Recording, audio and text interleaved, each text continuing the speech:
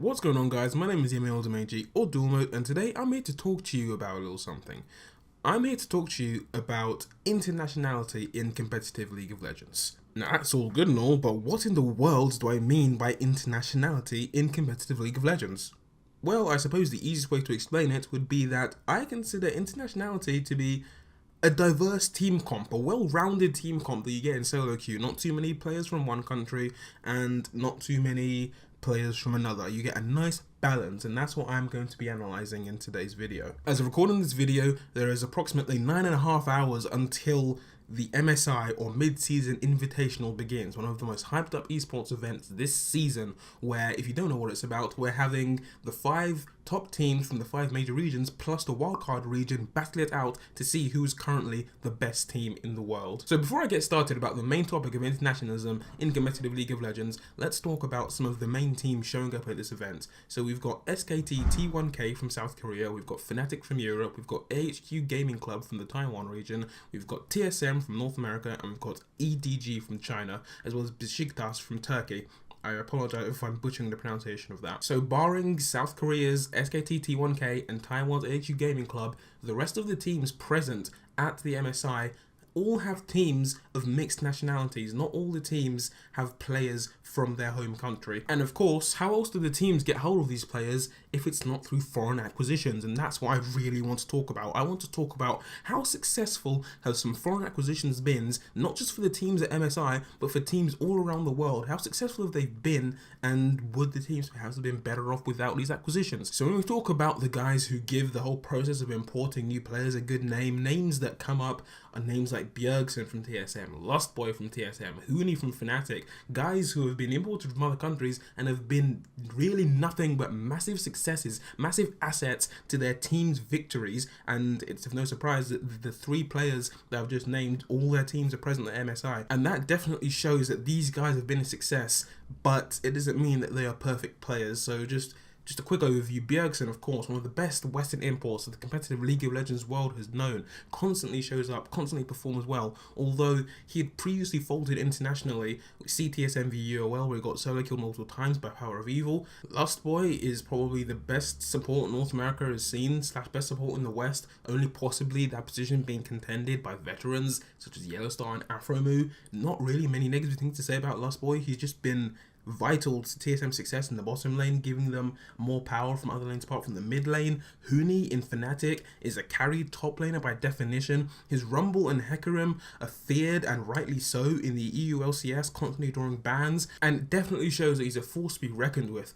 Although, again, he's not the perfect player. His TP Smite, Lee Sin and Shyvana were admittedly lackluster during playoffs when he decided to pull those out, and they won, but he didn't pull up the best performance. But overall, what I'm getting at is that these guys, Bjergsen, Lustboy, Huni, and there's probably tons of others that I'm missing, these guys give foreign acquisitions the best name. They prove that internationality in League of Legends is a good thing. However, as with everything, there's going to be a flip side. There are some non-successful imports that I'm going to be discussing as well.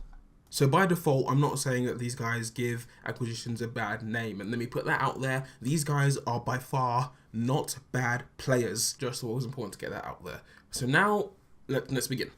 Piglet. Now hear me out. Piglet during the early stages of the North American LCS. When Piglet was picked up by what is now Team Liquid, what was then Team Curse, a World Championship AD carry being picked up by a middle of the pack table in the North American LCS, of course hype was going to be built up, but it all fizzled out during the end. During the beginning of North American LCS, of course, there's the whole story about Piglet forgetting his masteries in the first week, and that he had ended up being subbed back out. The guy that Team Liquid had been waiting for, he ended up being subbed back out during week 6 of the LCS because he wasn't up to scratch. He wasn't performing well, whether this was due to regional difficulties and adjusting to where he was living, or many other factors. It's still there that Piglet early on did not perform as well as he should have. Now, this is not a dig at the players. I'm just going by what I saw and what I've researched, but of course there are going to be imports that just don't work out at all. So of course Team Liquid found success, they broke the curse. Team Liquid ended up 3rd place in the 2015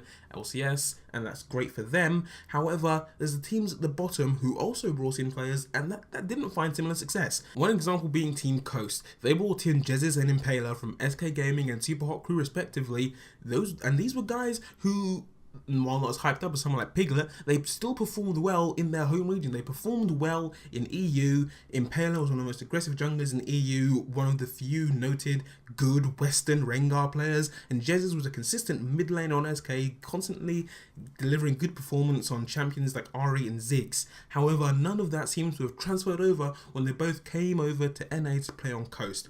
Jesus failed to show up big and was subbed out halfway through the split for ManCloud, and Impaler failed to keep up with the likes of aggressive junglers such as Santorin. Coast as a whole only won 1 game in the regular season and just ended up being auto-relegated as a fact of Riot's new rules, and that just shows that sometimes there are not so successful imports, and that foreign acquisitions, it's not always an instant recipe for success. Obviously you have to think about how these foreign imports could work with the team, work with the current team. What are you sacrificing for this? How much time are you wasting by sorting out things like visas? There's loads and loads of different things that a good foreign acquisition needs. And now that I've discussed this, it's time to conclude.